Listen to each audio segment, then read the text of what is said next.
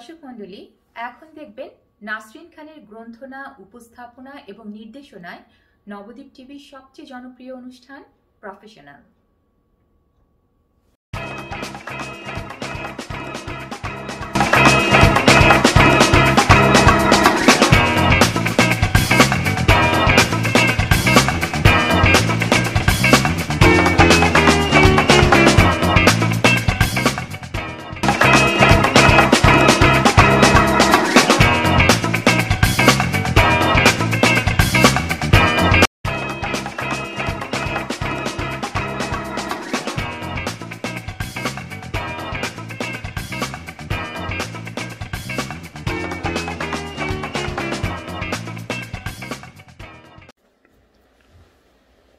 দূরের এবং কাছের যে যেখানে বসে আজকের এই অনুষ্ঠানটি দেখছেন সবাইকে জানাচ্ছি আমার আন্তরিক অভিনন্দন।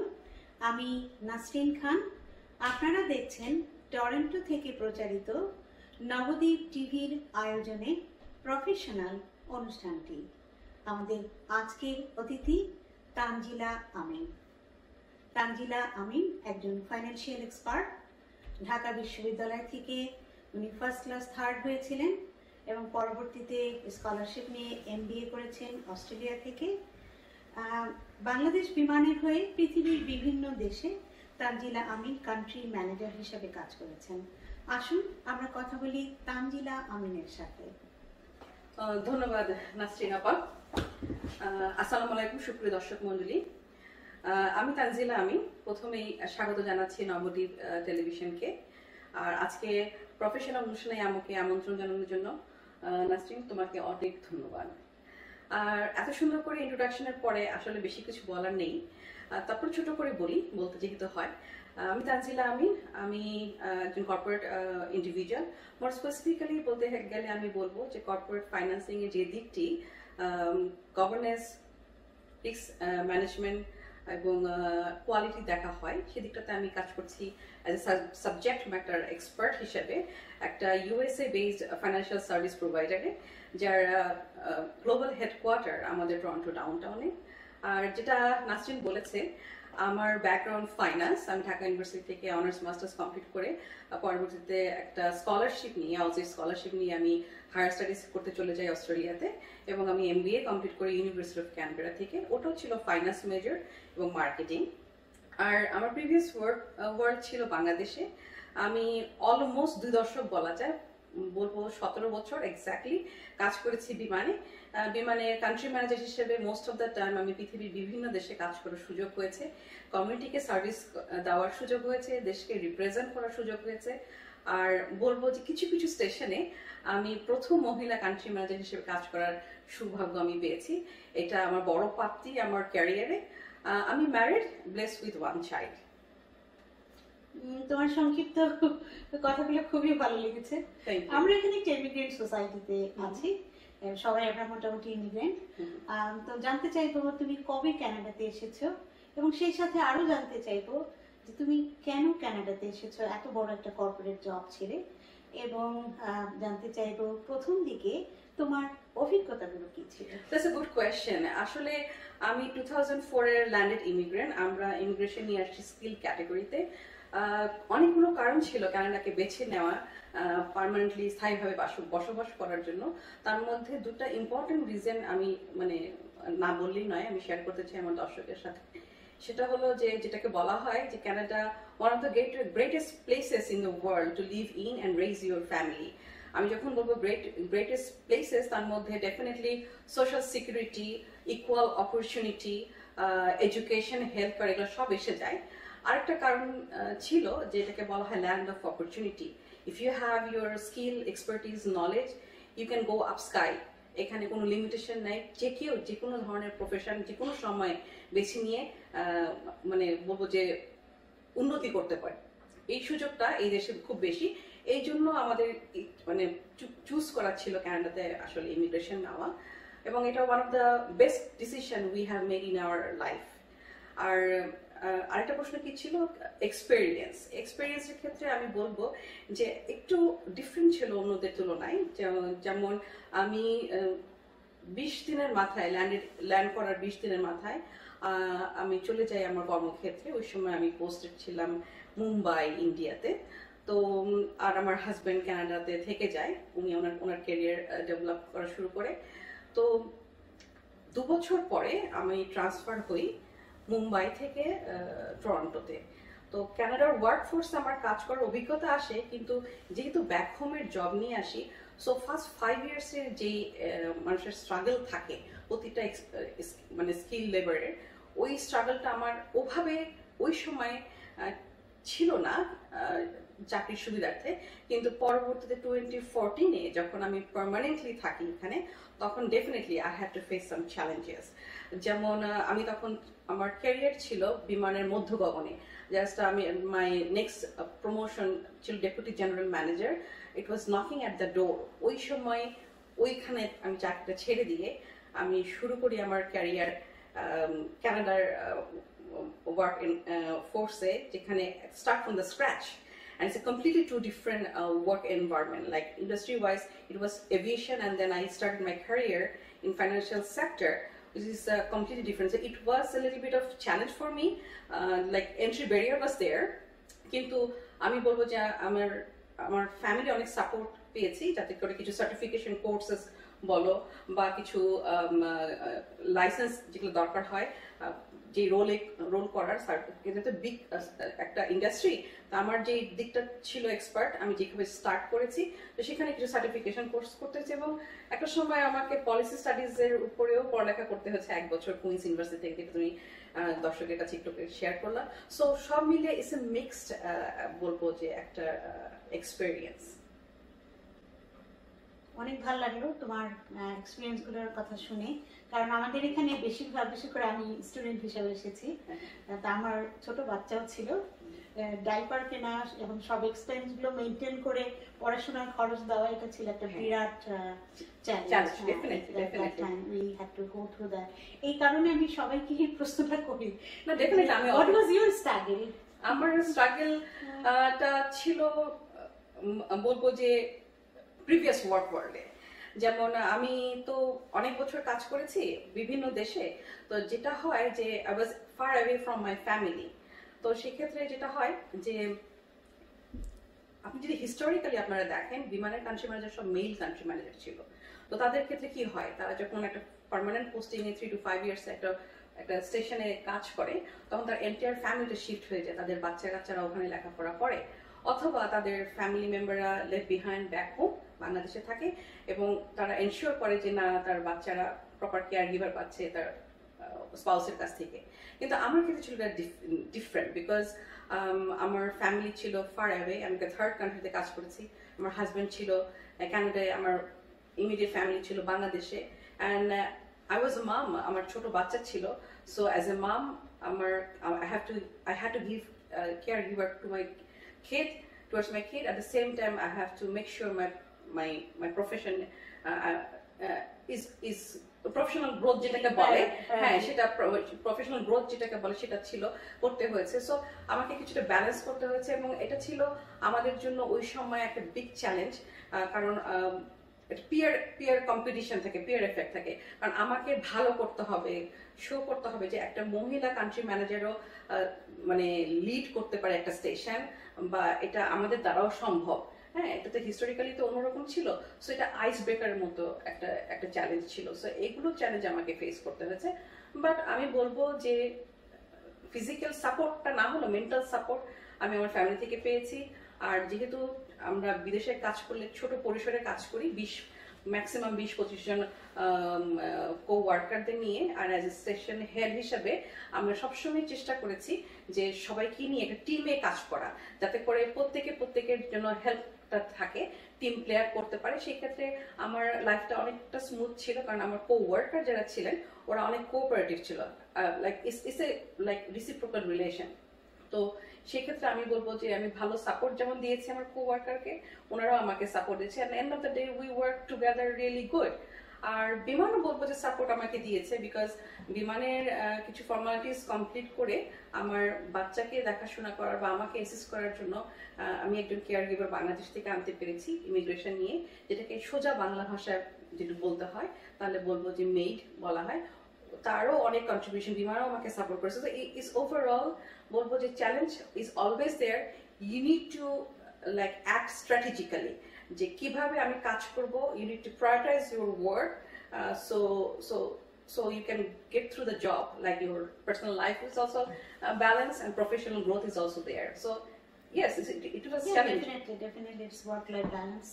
আসলে ওটা সম্পর্কে আমি আসছি Oh, নেক্সটে। এখন তোমাকে জানতে চাইবো যে বর্তমান প্যান্ডামিকের সময় তুমি যে মানে ফাইন্যান্সিয়ালি যে বিষয়গুলো তুমি আসলে একটা গভর্নেন্স পজিশনে আছো, তার মধ্যে আমি দেখলাম একটি হচ্ছে সিআরএ।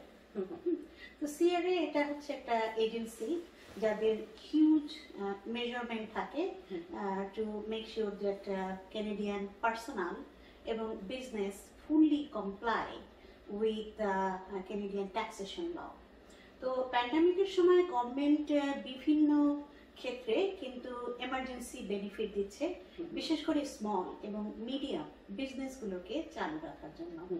তো এই যেহেতু তোমার সিআরএ কমপ্লায়েন্সের একটা পার্ট, হ্যাঁ, সাথে তুমি ইনভলভ, ইন ফিউচারে এই কমপ্লায়েন্স যদি ইনভলভ হয় তখন কমপ্লায়েন্স কি কি বিষয়গুলো মেইনলি ফোকাস করবে বলে তোমার ধারণা?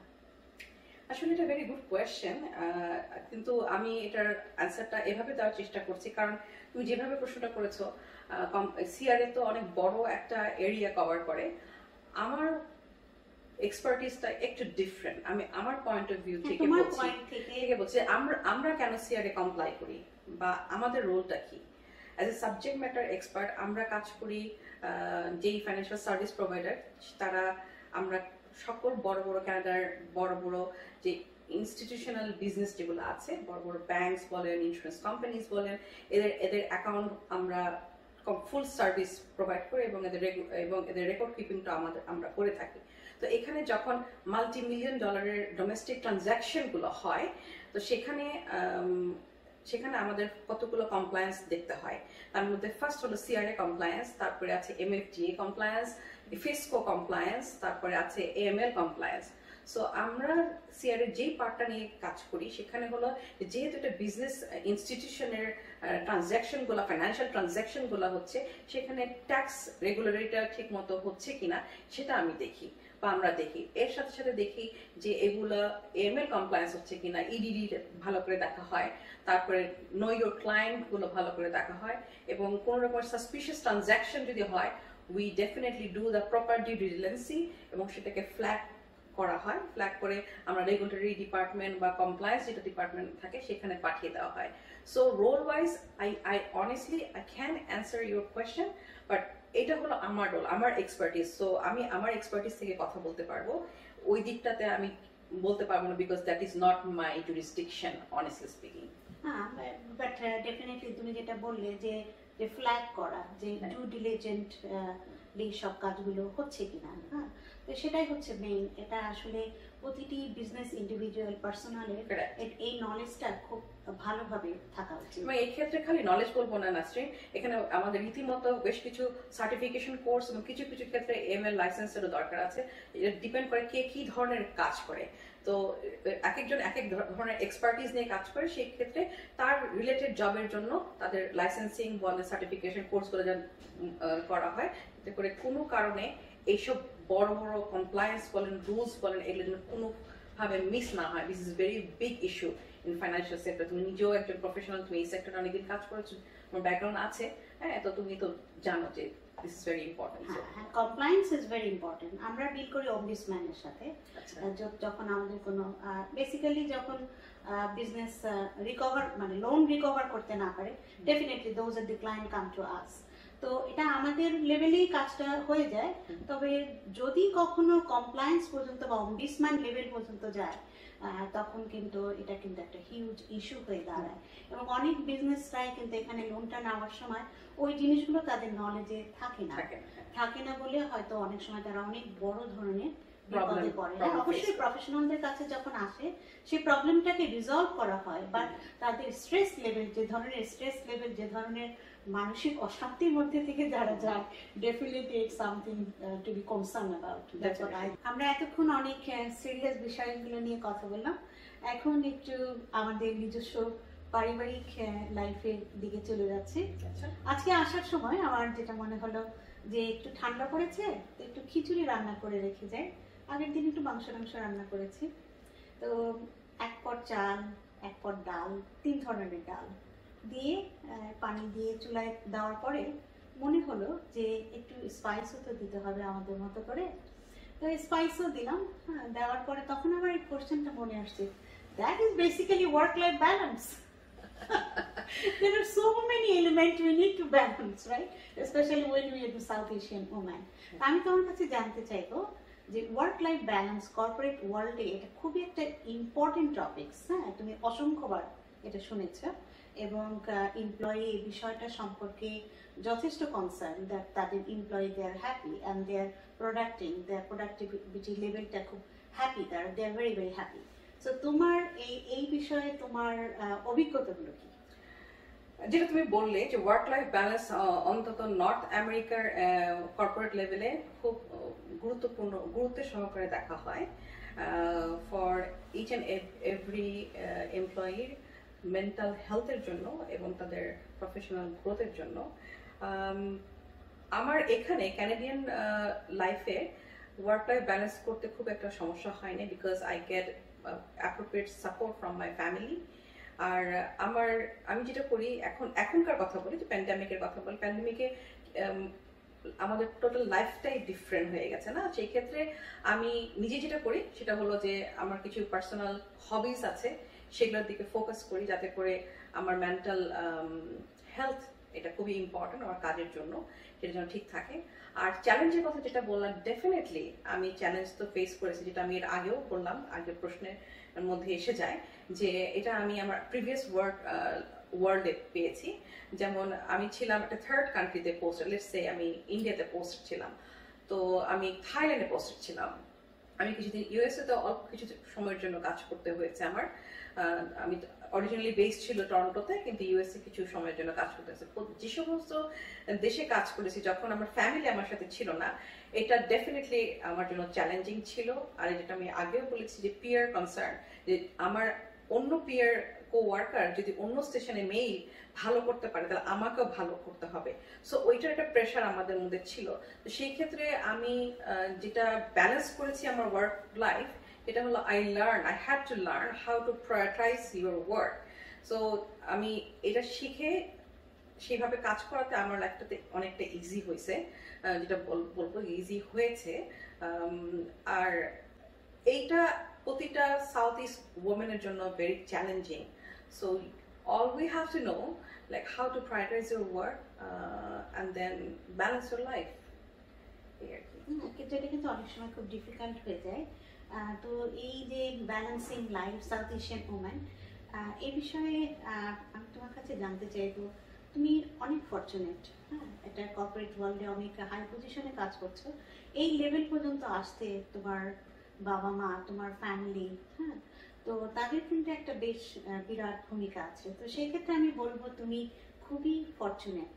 হ্যাঁ, কিন্তু যেসব মহিলারা আমাদের দেশে আমরা অহরহ দেখছি, বিশেষ করে বর্তমানে ফেসবুকের যুগে অনেক ধরনের অ্যাবিউজ কিন্তু চলে আসে। So being an woman, what you feel when you see those kind of women যারা মোটেই ফরচুনেট না, তাদের জন্য তুমি কি ফিল করো এবং তাদের জন্য তোমার কি করা ইচ্ছে? It's a very good question. আমি প্রথমে বলবো ডেফিনেটলি আমি অনেক fortunate by the grace of Allah, অনেক লাকি। বাট এটাও বলতে চাই যে everything I have achieve in my life, I have to work really hard and strategically. So যখন আমি দেখি, আর আমি তো অনেক স্টেশনে কাজ করেছি, এবং ঢাকার আমি বাংলাদেশের দুটো বৃহত্তম station, Dhaka district sales office আর হলো চিটাগং ডিস্ট্রিক্ট সেলস অফিসে, আমি ওখানে কাজ করেছি। আমার কাছে আমি খুব কাছে থেকে আমার মহিলা কো-ওয়ার্কারদের সাথে কাজ করার সুযোগ পেয়েছি। তো সেই ক্ষেত্রে আমি দেখেছি যে অনেকের ড্রিম ফুলফিল হয় নাই, তারা হয়তো পার্সু করতে চেয়েছে অন্য ক্যারিয়ার করছে একরকম, অথবা তাদেরকে অনেক কিছু স্যাক্রিফাইস করতে হয়েছে ফ্যামিলিগত কারণে, অথবা কাজ করতে করতে বা স্যাক্রিফাইস করতে করতে তারা নিজেরও ভুলে গেছে যে they can do something else, মানে নিজের আত্মবিশ্বাসটা অনেক সময় আমি দেখেছি তারা হারিয়ে ফেলেছে।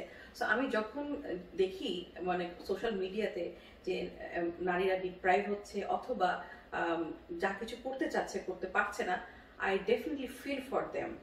আসলে যদি কখনো কোনো সুযোগ আসে আমার জীবনে, আমি এখনো মাইক্রো লেভেলে বা ইন্ডিভিজুয়াল লেভেলে করে থাকি যে একটা মেয়ে, আমরা যেহেতু নারী, আমরা একজনকে যদি সাপোর্ট না দিই, অ্যাপ্রিসিয়েট না করি, এনকারেজ না করি, আসলে এটা অনেক ডিফিকাল্ট হয় তো তার গ্রোথের জন্য। তো আমি যদি কোনো মেয়েকে কাছে থেকে পাই যারা ইয়াঙ্গার জেনারেশন আমাদের এখানে আসছে, ধরেন কেউ ফাইন্যান্স এক্সপার্ট, তারা বাংলাদেশ থেকে MBA করে আসছে বা গ্র্যাজুয়েট করে আসছে, দে আর ইন দেয়ার আর্লি 30s, কিন্তু কিভাবে স্টার্ট করবে তাদের পার্সোনাল লাইফ, স্ট্রাগলিং লাইফ আর এখনকার সময়, তো ওইখানে যদি কখনো আমার সাথে সুযোগ আসে ইন্টারাকশনের, আমি সবসময় অ্যাডভাইস করি ইয়েস ইউ ক্যান ডু ইট।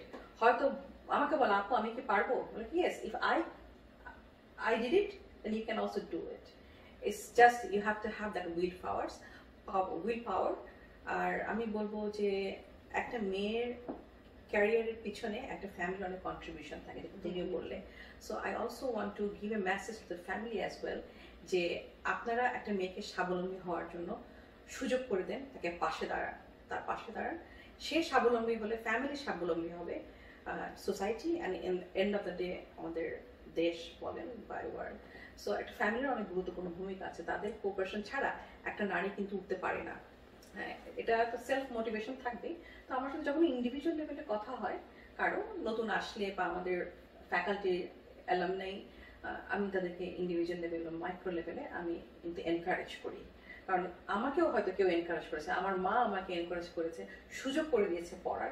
তো সেই ক্ষেত্রে it's kind of pay back of your life. যারা ইয়াংয়ের জেনারেশন আছে, যারা স্কিল ইমিগ্রেন্ট আছেন, ভালো ডিগ্রি নিয়ে আসছেন, just need to know where to go, how to go, ওই জিনিসটার সাপোর্টটুকু, একটা ইনফরমেশন দেওয়াটা আমি মাইক্রো লেভেলে চেষ্টা করে থাকি। ইচ্ছা আছে এটা পরবর্তীতে যে আরও যদি কোনো সাপোর্ট পাই, বড় কোনো প্ল্যাটফর্ম পাই, ডেফিনেটলি এটার পিছনে কাজ করার ইচ্ছা আছে আমার। হ্যাঁ, যে মাইক্রো লেভেলের কাজটা বললে, স্বাধীনতার পরবর্তী সময় কিন্তু মাইক্রো লেভেলে আমাদের দেশে প্রচুর কাজ হয়েছে, কিন্তু এগুলো আরো বেশি করে দরকার। এবং যারাই একটু নলেজ বা ওমেন হিসেবে সাকসেসফুল হয়েছে, এবং আমি মনে করি যে সবারই কম বেশি দায়বদ্ধতা আছে আমাদের দেশের ওমানদেরকে এমপ্লয় করা অথবা তাদেরকে স্বাবলম্বী করা।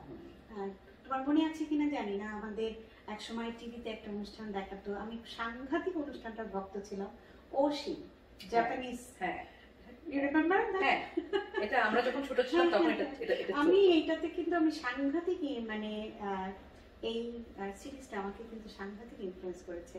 17 টাইম সে চেষ্টা করেছে একটা বড় সুপারমার্কেট করার, এবং that girl came from a village, সেটাই মানুষের বাড়িতে কাজ করেছে, এবং তার যে স্ট্রাগল গুলো প্রতি মুহূর্তে, কিন্তু আমার মনে হয় যে এনিথিং ইজ পসিবল, জাস্ট আমাদের হয়তো দরকার just lean on me, just একজনের সাহায্য করলেই আমাদের দেশের যারা আনপ্রিভিলেজড ওম্যান তারা অনেক কিছুই করতে পারবে। আর তোমার কাছে আমি জানতে চাইবো, আমরা এখানে বাংলাদেশি কমিউনিটিতে বিলংস করছি, এবং তুমিও রীতিমতো কমিউনিটির সাথে ইনভলভ, আমিও ইনভলভ। আমরা যেটা দেখছি যে এখানে আমাদের অনেক কিছুতে কিন্তু আমরা ল্যাকিংটা কিন্তু ধরে ফেলি। তো তোমার যেটা তুমি বললে যে উম্যানসরা যারা নিউ জেনারেশন নেক্সট যারা আসছে, তারা যদি তোমার কাছ থেকে তোমার এই যে হিউজ ট্রানজিশনাল যে পিরিয়ডগুলো, সেগুলোর যে এক্সপিরিয়েন্সের মধ্যে থেকে তুমি গিয়েছো, সেটা থেকে তুমি যদি কমিউনিটির কে কিছু দিতে চাও, বেসিক্যালি আমি তোমার কাছে যেটা জানতে চাইবো যে কমিউনিটিকে তুমি কি দিতে চাচ্ছ এবং কমিউনিটির কাছ থেকে তুমি কি আশা করো? হ্যাঁ, আমার ফিউচার প্ল্যান আছে। আমি যেটা ফিউচার প্ল্যানগুলোকে কমিউনিটিকে সার্ভ করা, আর আমাদের কমিউনিটি খুব গ্রোয়িং। আমি বলবো যে অলরেডি অনেক প্রফেশনাল আছেন, তারা খুব কাছে থেকে কাজ করছে কমিউনিটির জন্য। আর যেহেতু কমিউনিটি গ্রোয়িং, অনেক দিকের এর স্কোপ বাড়ছে। তো আমি আমার স্ট্যান্ড পয়েন্ট থেকে আমি যে দিকটাতে এক্সপার্ট, সেদিক থেকে চেষ্টা করব কমিউনিটিকে কিছু দেওয়ার। যেমন একটা এক্সাম্পল আমি দিতে পারি যে আমরা যেই সমসাময়িক সময় আসছি, তারা এখন অনেকেই ভালো পজিশনে স্টাবলিশ, লাইক ওভার 20 ইয়ার্স যারা আমরা আসছি এখানে স্টাবলিশ। এখানে একটা দরকার ইম্পর্টেন্ট জিনিস হলো ইউনিটি, আর একটা জিনিস দরকার হলো নেটওয়ার্কিং। অনেক এক্সপার্ট আছেন ফাইন্যান্সিয়াল সেক্টরে, কর্পোরেট লেভেলে হাই পজিশনে, বাংলাদেশিরাও আছেন, ছেলে আছেন। হয়তো মেয়েদের পার্টিসিপেশনটা একটু কম, হয়তো রিটেলে আছেন, কিন্তু আমি যদি কর্পোরেট লেভেলে দেখি হয়তো একটু কম, আর যদি থেকেও থাকে আমরা হয়তো জানি না। সো আমার ইচ্ছা যেটা আছে যে সেটা আমি স্ট্রং নেটওয়ার্কিং, আমরা তো এখন ডুফটা নিয়ে কাজ করছি, এটা Dhaka university north America finance alumni association, এটাকে আরেকটু ম্যাস লেভেলে নিয়ে যাওয়া, যেখানে আরো অন্যরাও ইনকর্পোরেট হতে পারে। সেটা হয়তো ফাইন্যান্স অ্যালামনাই না হোক, কিন্তু প্রফেশনালরা এগিয়ে আসুক, কানেক্টেড ইচ আদার, যেটাকে নেটওয়ার্কিং বলে, and let's help each other. কারণ আমরা সবাই সবকিছু জানি না, এই দেশের ইনফরমেশনটা সবচেয়ে বড় জিনিস। আমরা যদি ইনফরমেশন এক্সচেঞ্জ করতে পারি, যারা ইয়াং জেনারেশন আসছেন, they are very smart, they are smart people, so they need a platform basically to know where to go, how to start. Those kind of information যদি আমরা চ্যানেলাইজ করতে পারি, আমাদের এখন কিন্তু টরন্টোতে অনেক চ্যানেল আসছে, নবদ্বীপ আপনারা, তারপরে আমি বলবো যে আরো চ্যানেল আছে, চ্যানেলের মাধ্যমে যদি এটাকে স্প্রেড আউট করা হয় যে this kind of service are there, or maybe the expert are there, you can mingle with them and get the leverage of it and have the leverage of it. So এইভাবে কিন্তু আমরা আমাদের কমিউনিটিকে strong করতে পারি, এবং আমাদের পার্টিসিপেশনটা আমি বলবো যে কর্পোরেট লেভেলে আরো এক ধাপ এগিয়ে নিতে পারি। কারণ এই মুহূর্তে যদি তুমি দেখো, এটা হোয়াইট ডোমিনেটেড অথবা আদার মাল্টিকালচারাল অন্য, হয়তো এখানে আমাদের পার্টিসিপেশনটা বাড়াতে পারার জন্য আমার তরফ থেকে ফুল সাপোর্ট থাকবে। যারা এক্সিস্টিং যে সমস্ত ফোরাম অথবা অর্গানাইজেশন কাজ করছে, সেখানে হয়তো আমি ভ্যালু অ্যাড করার জন্য আমি উইলিংলি চেষ্টা করবো, প্রচার এক্সপার্ট হিসেবে, হয়তো প্রচার প্রসার ছাড়াই। ইটস জাস্ট আমি বলেছি যে pay back of your life, এটা আমার দরকার। কারণ এটা then we are accountable for our work. So সেই জন্য আমার মনে হয় যে আমি এভাবে হয়তো হেল্প করতে পারবো আমার কমিউনিটিতে, এবং একটা ইচ্ছা আছে। আমি নিড সাপোর্ট, একটা একার পক্ষে সম্ভব না, সবার একটা সাপোর্টের দরকার, সম্মিলিতভাবে করার চেষ্টা করবো। তুমি যেটা বললে সেটা হচ্ছে একটা স্ট্রং নেটওয়ার্কিং কমিউনিটিতে, কারণ এখানে সবাই স্কিল। 2000-এর পরে কানাডাতে যারা এসেছে সবাই কিন্তু স্কিল, এমনকি ব্যবসায়িক যারা এসেছে তারাও কিন্তু এন্টারপ্রেনার। হ্যাঁ, কানাডাতে কিন্তু বাংলাদেশের এবং পৃথিবীর বিভিন্ন দেশে যে বাঙালিরা কাজ করতেন, তারা কিন্তু সবাই তাদের একটা হ্যাবিটেট করেছেন এই কানাডাতে। তো সুতরাং এখান থেকেই কিন্তু আমাদের বাংলাদেশের ডেভেলপমেন্ট বা আমাদের কমিউনিটি ডেভেলপমেন্ট, যেহেতু সব এক্সপার্টরা একটি দেশে একটি জায়গাতেই মূলত থাকে, এটা সম্ভব।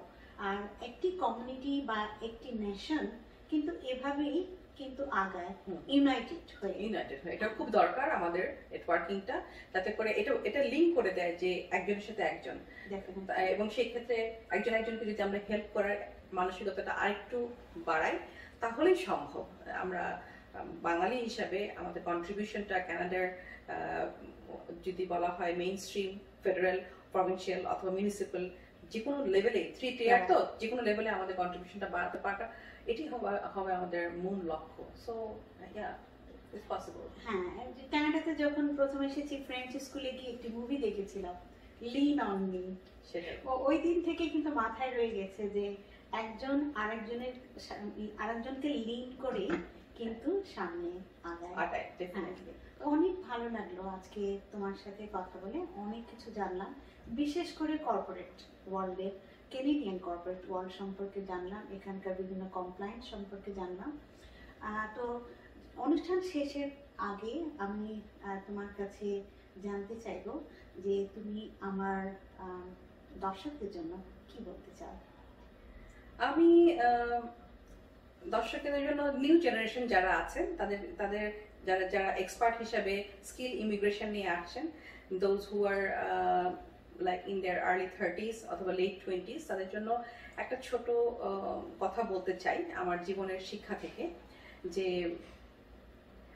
Step out of your comfort zone. আমাদের এখানে খুব কম্পিটিটিভ একটা কর্পোরেট ওয়ার্ল্ড। এখানে টিকে থাকার জন্য আমি আমার কমফোর্ট জোনে যদি সুইম করি, ইট ডাজন্ট ওয়ার্ক। সো আমাদেরকে বেরিয়ে আসতে হবে, চ্যালেঞ্জ নিতে হবে, উইচ ইজ ভেরি ইম্পর্টেন্ট। আর এর সাথে বলবো যে whatever you like, find out whatever you like or whatever you don't like, what kind of role, find out your transferable skill, সেগুলোকে ক্যাপিটালাইজ করেন, লেভারেজ করেন, লার্ন ফ্রম আদার্স, এবং you set up your career goal এবং career development এর উপরে কাজ করলে এবং প্রতিটা অ্যাচিভমেন্টকে যদি মার্ক করা যায়, and then success is years. We together we can make or build a better community. আর আজকে আমি বলবো যে এই অনুষ্ঠানে আসতে পেরে আমারও খুব ভালো লাগছে।